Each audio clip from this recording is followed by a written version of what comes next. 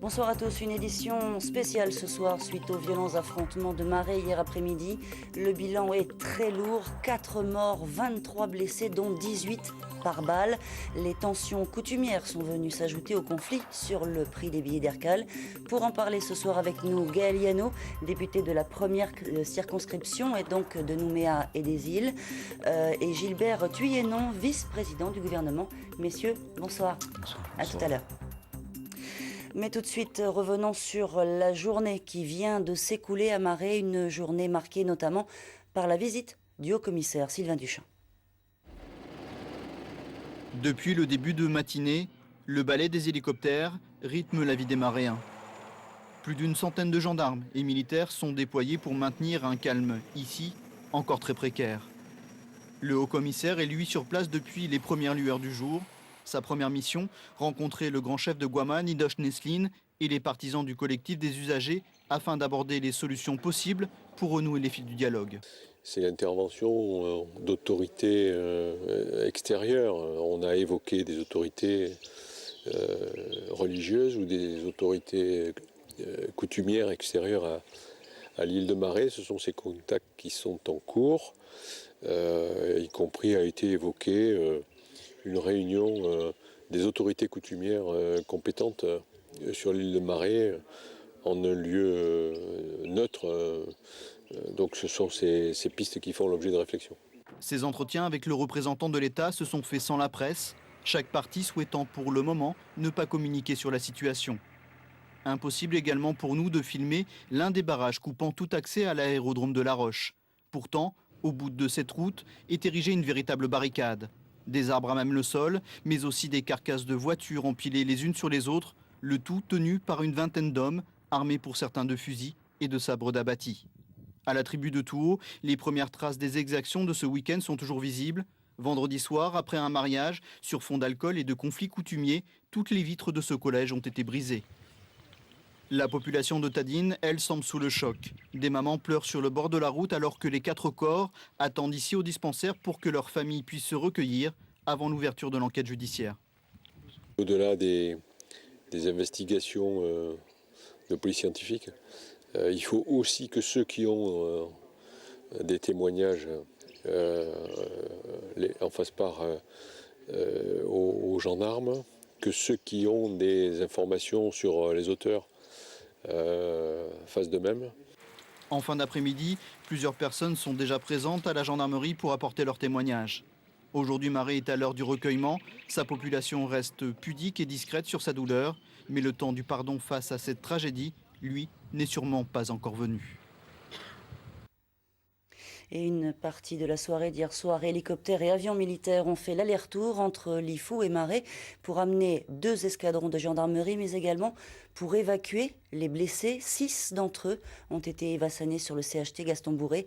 5 personnes ont dû être opérées. Coralie Chaillan, Nicolas Fasquelle.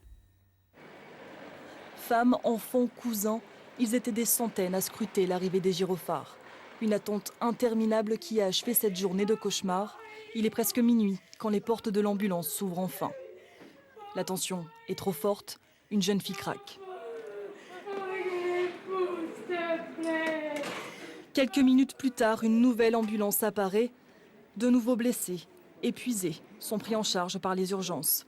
Cet homme aura quand même la force de faire un geste du bout des doigts pour rassurer ses proches.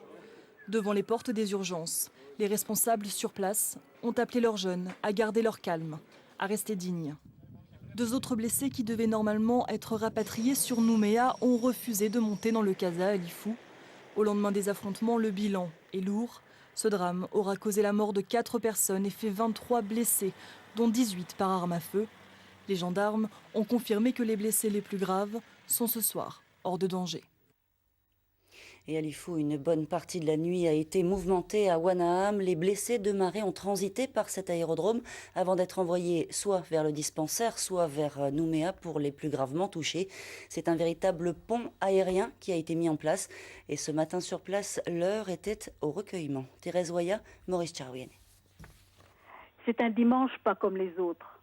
Le temps d'une matinée, la place forte de la contestation du collectif des usagers d'Air Calédonie ici à Wanaam est le lieu de célébration d'un culte œcuménique. Au lendemain du cauchemar qui s'est déroulé sur Maré, l'île voisine, les visages sont graves, le moment est au recueillement.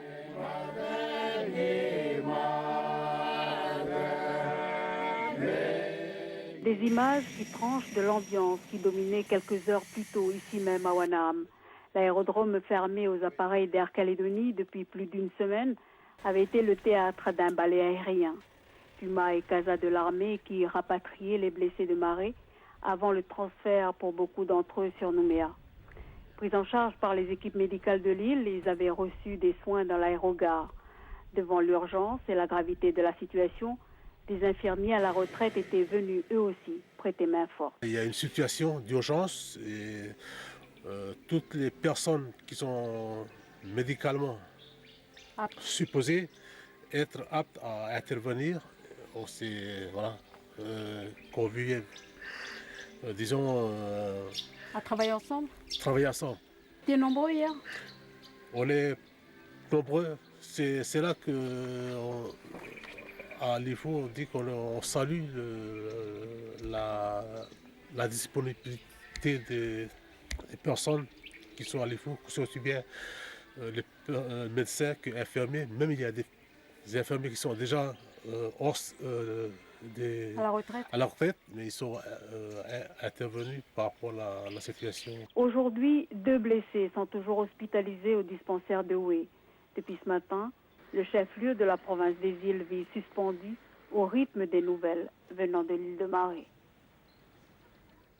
Et une toute première réaction à Maré. Le maire Basile Citré appelle à la responsabilité des collectifs, des usagers. Il est joint au téléphone par Jean-Paul Treuil. Tout le monde souhaite un calme, une paix. En ce moment-là, cela veut dire que les collectifs d'usagers qui ont bloqué les aérodromes, eh bien, je ne sais pas si à un moment donné, est-ce qu'ils peuvent avoir la sagesse d'écouter des autorités. Par exemple, sur l'IFOU, le collectif des usagers de l'IFOU. Hier soir, ils ont refusé la médiation du président du Sénat coutumier, qui est en l'occurrence le grand chef Siazé du district de Oued, dans lequel l'aérodrome est implanté. Ces groupes de collectifs, est-ce qu'ils peuvent avoir la sagesse de discuter, de respecter des mesures? C'est toute mon inquiétude maintenant. Alors, messieurs Yano, Thuyenon, c'est un conflit contre le prix des billets d'Aircal. Vous, Gilbert Thuyenon, vous étiez à l'IFOU sur place hier pour tenter de débloquer la situation. Pascal Siazé s'est proposé comme médiateur, le président du Sénat coutumier. Ce soir, on a 4 morts, on déplore 4 morts, dont un neveu du grand chef Nesline d'ailleurs. Alors, est-ce que ce conflit n'a pas été géré assez vite? Certainement. Avant de répondre plus précisément à votre question, d'abord ma première pensée va bien évidemment vers les victimes de Maré, parce que ce sont nos enfants qui sont morts. Là. Et on ne peut pas rester insensible quand il y a ce genre de situation qui arrive. Je connaissais personnellement au moins 2 parmi les jeunes qui viennent de nous quitter, et ça, c'est une situation qui est intolérable. On vous sent ému, voilà.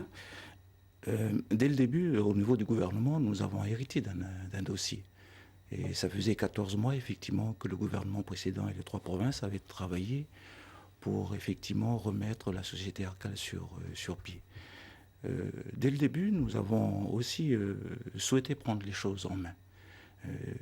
Notre préoccupation, c'était de faire de telle sorte qu'on prenne en compte les discussions des uns et des autres, pas en compte les préoccupations des uns et des autres.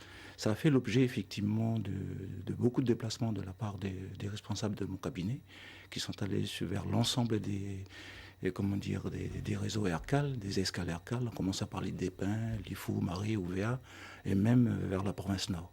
Et on a essayé dans le bord d'expliquer ce qui est le plan de redressement d'Aircal, mais surtout aussi de recueillir le sentiment des usagers. Aujourd'hui, on se rend compte qu'effectivement, que quelque part, le dossier Aircal est un dossier hors norme.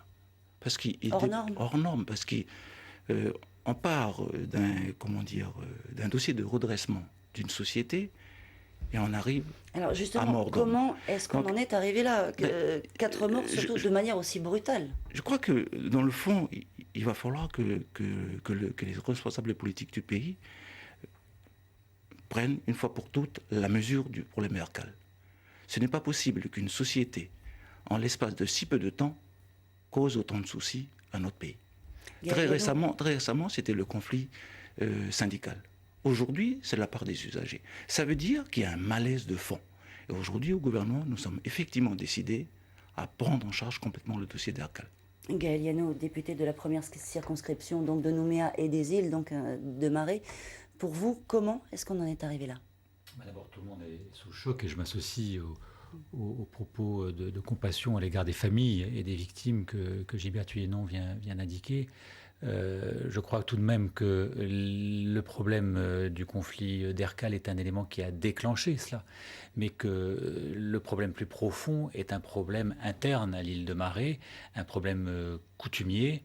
Et donc c'est là, je pense, que repose le fondement de ces violences. Nous allons y revenir d'ailleurs. Et probablement aussi, il ne faut pas le nier, le problème de l'alcool. Moi, j'ai rencontré des familles, puisque de nombreuses familles de Marais vivent sur la commune de Nouméa, et ils déplorent effectivement souvent ces dérives liées à l'alcool. Alors, est-ce qu'il faudra à chaque fois, comme à Ounia par exemple, l'intervention de l'État, des forces de l'ordre pour régler les conflits entre Kanaks, Gilbert Thuyennon? Moi, je crois que cette affaire, elle fait la démonstration d'une chose évidente pour le pays aujourd'hui. On ne peut plus avancer dans le rapport de force. Et effectivement, c'est de la tempérance dont on a besoin aujourd'hui. Ce sont des échanges. Laisser la place au dialogue, des dialogues, des échanges. Effectivement, nous avons aussi dans le pays un certain nombre de forces vives qui peuvent faire le rôle de médiateur, de médiation, de discussion. Ce sont à la fois les autorités coutumières, mais c'est aussi les autorités religieuses. Et partout dans le pays, il y a des responsables, qui soient des niveaux associatifs, qui peuvent participer effectivement à faire de telle sorte qu'on en tempère les choses. L'État, aujourd'hui, elle est là pour, quelque part, réguler la situation quand tout va mal. Mais avant d'en arriver là, il appartient d'abord aux Calédoniens de se prendre en charge et de travailler dans la tempérance. Et je crois que ce qui est essentiel aujourd'hui, c'est de faire de telle sorte qu'on passe du rapport de force permanent à l'esprit d'échange et de dialogue. Et ça, c'est essentiel. On ne peut pas, toujours mettre en avant les accords politiques que nous avons signés, les accords de Matignon-Oudinot, les accords de Nouméa, et ne pas être capable de provoquer et de faire du dialogue tout le temps, tous les jours, dans tous les espaces de nos vies. C'est valable au sein des écoles, c'est valable au sein des entreprises, comme c'est valable au sein de notre société. D'accord, alors restez avec nous. Je vous propose à présent d'écouter d'autres réactions politiques, celle de Roch Ouamitan pour l'UC, de Philippe Dunoyer pour Calédonie Ensemble, Paul Néautine, le président de la province Nord, mais tout de suite Harold Martin, le président du gouvernement. Moi, je propose une médiation de personnalités qualifiées extérieures au domaine politique pour, dès demain, entreprendre des actions. Et puis, il faut régler ce conflit d'Erkal aussi. Est-ce que le Sénat coutumier peut avoir un rôle important ? Oui, bien sûr, parce que je crois que dans les meilleurs délais, il faut réunir les chefs à Marais. Il y en a plusieurs. Ça, c'est le rôle du Sénat coutumier. Mais je pense aussi que les autorités religieuses, et notamment protestantes, peuvent jouer un rôle, puisque vous savez qu'à Marais, les gens sont principalement protestants. Et il faut bien voir que ce conflit touche toutes les familles, parce qu'à Marais, les uns les autres se connaissent, et puis ils sont liés coutumièrement, familialement. Donc c'est une situation dramatique, et moi je pense à toutes ces familles qui sont dans la peine aujourd'hui. Tout d'abord une réaction de tristesse pour les familles qui viennent de perdre des jeunes hommes dans la force de l'âge. Donc je vais présenter mes condoléances, je salue leur mémoire. Et dire aussi qu'on n'arrive pas à un tel drame pour un billet d'avion à 10 000 francs, ce n'est pas possible. Il y a le problème de fond, qui est bien sûr le problème des limites des chefferies, et notamment de la chefferie de l'Indochine-Esline. Il faut savoir que tout cela résulte d'une situation de la colonisation, puisque c'est dès 1876 que le gouverneur de l'époque avait pris la décision sur fond de guerre de religion et de fond de guerre d'influence entre les Britanniques et les Français, donc de couper l'île en deux. Voilà. Donc je crois que tout cela, ça fait partie de notre histoire, mais vous voyez, à un moment donné, tout cela émerge de nouveau Et il faut, je crois, s'asseoir autour d'une table. Et ça, c'est le rôle des coutumiers. Il faut donc que les coutumiers de Marais se rencontrent, s'arrêtent un moment, discutent, dialoguent pour trouver une solution. La première chose à faire, c'est d'abord de s'incliner devant la douleur qui frappe les familles et les proches des victimes et d'assurer ces familles de tout notre soutien. La deuxième chose importante, c'est d'appeler tous les protagonistes à cesser les affrontements. Et nous attendons des autorités qui sont en charge du maintien de l'ordre et de la sécurité, qu'elles puissent prendre toutes les mesures pour assurer ce retour au calme sur l'île. Et puis le troisième élément, parce que c'est quand même, vous l'avez dit, une tragédie énorme à laquelle on ne pouvait pas s'attendre, c'est de prendre le temps, le moment venu, de tirer les enseignements, d'imaginer, de bien identifier quel a été le processus qui nous a conduit à cette tragédie, déterminer bien sûr la responsabilité de chacun et surtout en tirer des enseignements pour que tous ensemble, il en va de notre responsabilité collective, nous soyons à même d'éviter que cela ne survienne à l'avenir. Nous ne pouvons que déplorer cette situation et notre réaction c'est de partager la peine des familles concernées, que ce soit par ces deuils ou ces échauffourées, comme la situation de pénurie ou de carence qui peut se trouver réalisée aux îles, et inciter justement les autorités coutumières et les autorités politiques à réagir et à proposer une sorte de crise acceptable pour la compagnie, mais aussi pour la population des îles. Voilà des propos recueillis par Alexandre Rosada, Karine Arroyo, Jean-Noël Méraud, Wayenech et Nicolas Fasquelle. Autre réaction à Paris, cette fois Marie-Luce Panchard, la ministre chargée de l'Outre-mer, appelle les coutumiers, je cite, à tout faire pour que cessent les affrontements et invite les protagonistes à rétablir le dialogue qui seul permettra de trouver une issue à ce conflit. Marie-Luce Panchard qui organise une réunion en ce moment même en visioconférence avec le Haut-Commissariat à Nouméa pour faire le point sur la situation. Autre réaction, celle du Parti Socialiste. Axel Urgin, le secrétaire national aux Outre-mer, interpelle, lui, Nicolas Sarkozy, en rappelant qu'à quelques jours de son arrivée sur le territoire à l'occasion des Jeux du Pacifique, il appartient, je cite, au président de la République de prendre sans délai les mesures urgentes de soutien économique et de rééquilibrage afin d'éviter à tout prix l'explosion sociale qui, en raison du désengagement de l'État, je cite toujours selon lui, menace aujourd'hui la Nouvelle-Calédonie. Fin de citation. Ce matin, Marais donc s'est réveillé dans la douleur et l'incompréhension. C'est toute une île qui est endeuillée après ces affrontements quasi fratricides. On est famille dans un camp comme dans l'autre. Alors dans quel contexte ce drame s'est-il produit? Les explications de Sylvie Méhoun. À Marais, la tension est montée d'un cran jeudi quand le collectif pour la défense des plus démunis a fait savoir qu'il envisageait de libérer les accès de l'aérodrome en délogeant les protestataires. Hier, en fin d'après-midi, le face-à-face a été fatal. Comment comprendre cette montée de violence? Le collectif pour la défense des plus démunis regroupe principalement des personnes originaires de Guahma, district du grand chef Nidoïch Naïslin, qui est également président du conseil d'administration d'Erkal. Erkal, dont le conflit intervient dans un contexte maréen déjà très tendu, principalement sur fond de litiges fonciers. On se souvient qu'en septembre 2010, un éventuel redécoupage cadastral sur Marais envisagé par le Sénat avait suscité une vive réaction du côté des clans de Guahma, le plus grand district de Marais avec ses 12 tribus. L'évangélisation au XIXe siècle y avait aussi généré des luttes d'influence entre protestants majoritaires sur l'île et catholiques installés à La Roche, Pénélo, Médou et Tadine. Sur place, les rivalités entre Guahma et le reste des autres districts de l'île sont latentes et ce depuis longtemps. À cela s'ajoutent des rivalités politiques. Le conflit Erkal est donc l'étincelle qui a fait exploser la poudrière. Différents antagonismes pour lesquels des hommes ont payé de leur vie. Alors messieurs, on l'a bien compris, ce drame c'est effectivement bien plus que le simple conflit d'Erkal. Gaël Yano, vous commenciez à l'évoquer tout à l'heure, c'est vraiment bien plus que ça, c'est plus profond.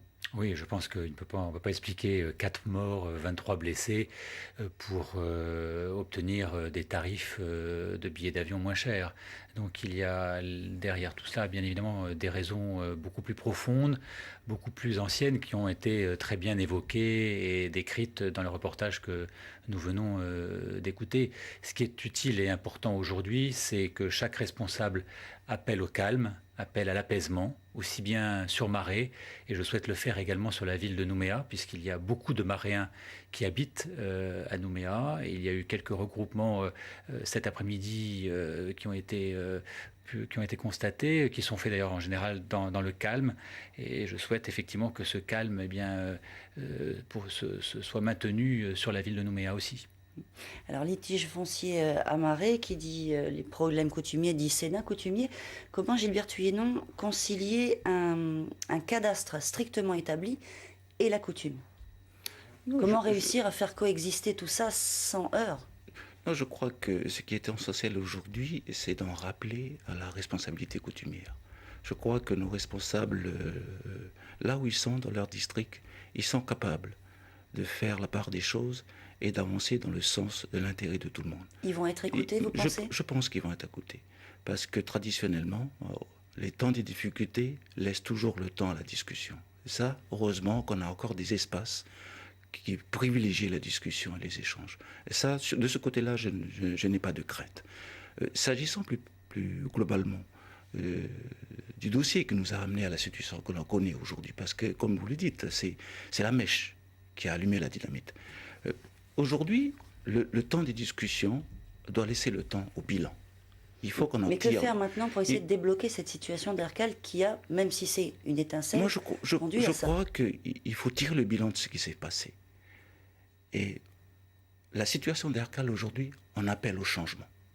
Il va falloir, comme je le disais tout à l'heure, que notamment le gouvernement de la Nouvelle-Calédonie prenne le taureau par les cornes. Il va falloir le faire.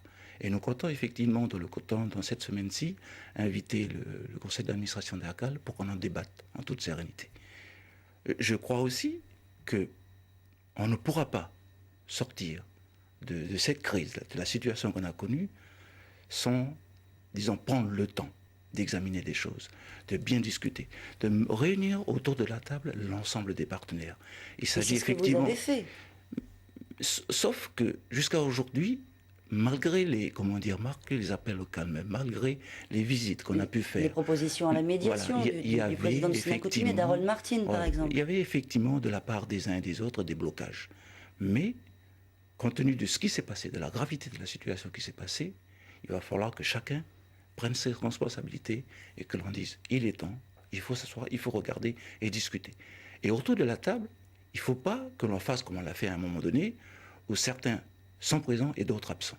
Il faut qu'on organise ça. Et dès la semaine dernière, nous avons déjà regardé pour proposer une méthodologie, pour proposer un calendrier, pour que très sereinement, nous engageons le travail pour arriver effectivement à donner une réponse claire à l'ensemble des personnes qui réclament aujourd'hui d'avoir plus de prise en considération, en fait. Parce qu'effectivement, on focalise beaucoup sur le billet à 10 000 francs, mais peut-être simplement s'agit-il d'une demande de prise en considération de la part des loyalciens. On n'arrive pas de parler des problèmes des îles. Ils n'ont pas le nickel. Ils viennent tous à Nouméa. Mais il y a vraiment un souci. Et c'est ce niveau-là que nous, on espère aujourd'hui faire de telle sorte qu'on avance différemment sur le sujet.